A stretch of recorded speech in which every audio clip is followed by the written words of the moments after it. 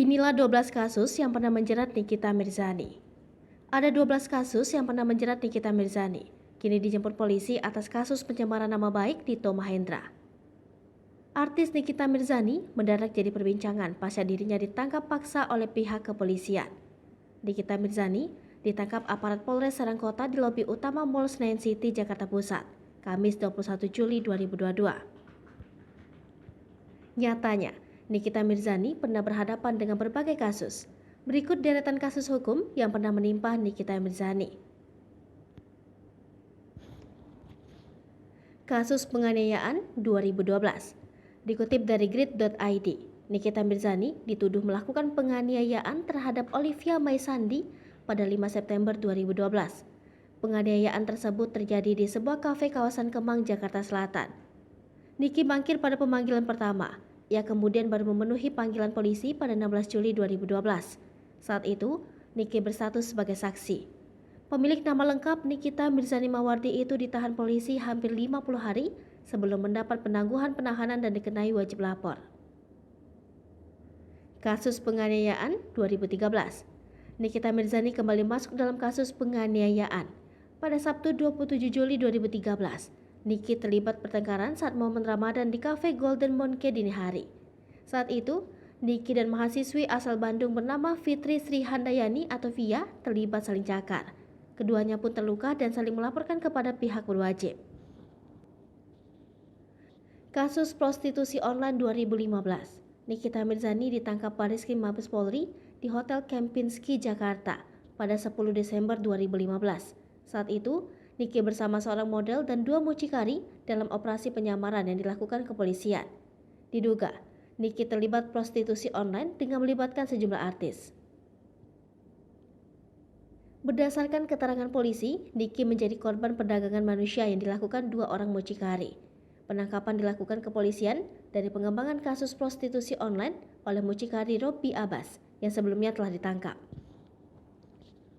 Kasus pemukulan terhadap asisten mendiang Julia Perez 2016. Nikita Mirzani ditetapkan tersangka oleh Polres Jakarta Selatan atas dugaan pemukulan terhadap asisten mendiang Julia Perez atau Jupe yaitu Lucky. Kasus tersebut bermula pada Sabtu 29 Oktober 2016 pagi. Jupe saat itu menuliskan kekesalannya kepada Niki melalui Instagram. Jupe menganggap Niki ikut memukul Lucky di tempat hiburan malam. Niki tak terima dan menegaskan bahwa tuduhan tersebut tidak benar. Ia kemudian melaporkan Jupe ke Polda Metro Jaya dengan tuduhan pencemaran nama baik dan fitnah lewat media elektronik. Beberapa hari kemudian, Lucky melaporkan balik Niki ke Polres Metro Jakarta Selatan. Lucky menuduh Niki ikut terlibat dalam pemukulan hingga menyebabkan kepalanya terluka. Aksi saling lapor antara mereka tak berhenti sampai di situ.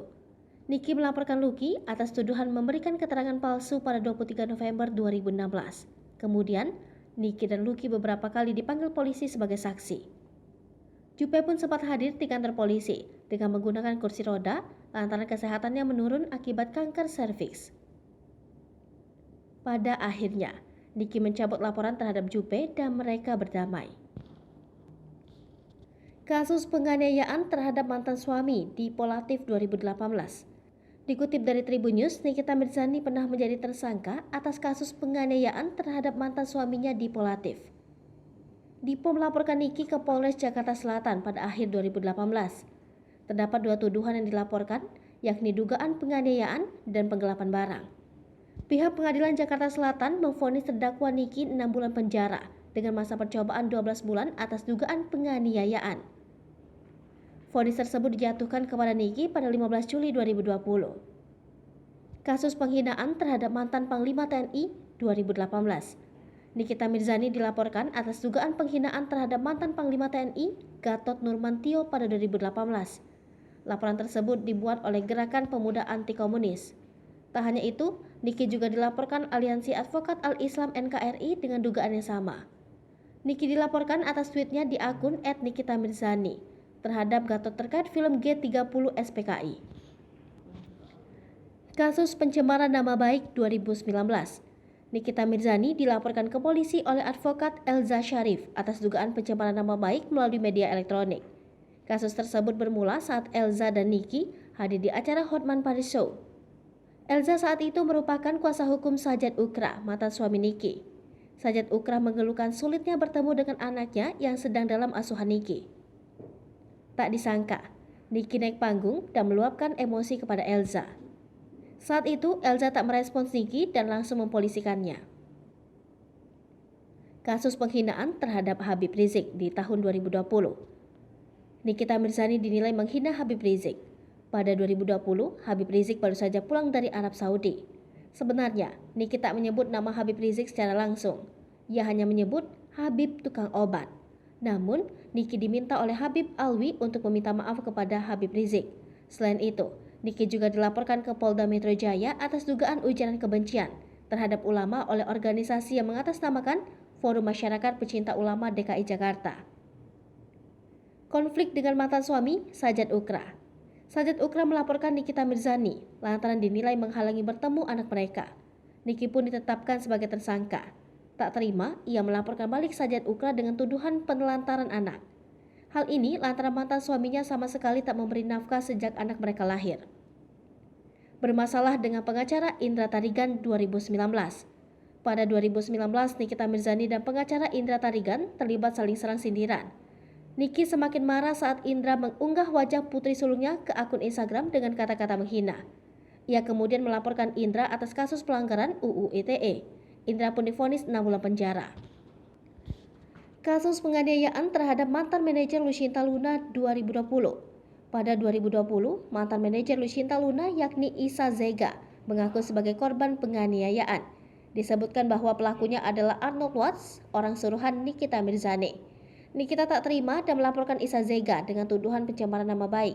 Isa Zega kemudian menjadi terdakwa dan terancam 4 tahun penjara karena memberikan keterangan palsu dan mencemarkan nama baik. Kasus pencemaran nama baik terhadap Dito Mahendra 2022. Kembali dikutip dari Tribun News, Nikita Mirzani dijemput paksa oleh personel Satreskrim Polresta Serang Kota pada Kamis 21 Juli 2022 kemarin. Niki ditangkap di lobi utama Mall Senin City, Jakarta Selatan. Penangkapan ini dilakukan lantaran Niki dinilai tidak kooperatif selama proses penyidikan. Sebagai informasi, penangkapan ini sebagai buntut dari kasus Niki yang dinilai mencemarkan nama baik Dito Mahendra. Dikutip dari Tribun News, kuasa hukum Niki Fahmi Bahmin memberikan keterangan. Namun, pihak Dito merasa tersinggung dan tak terima melaporkan Niki atas kasus pencemaran nama baik. Hai pemirsa Sri Popo TV, jangan lupa komen, like, dan subscribe, serta tonton terus berita-berita terupdate lainnya ya.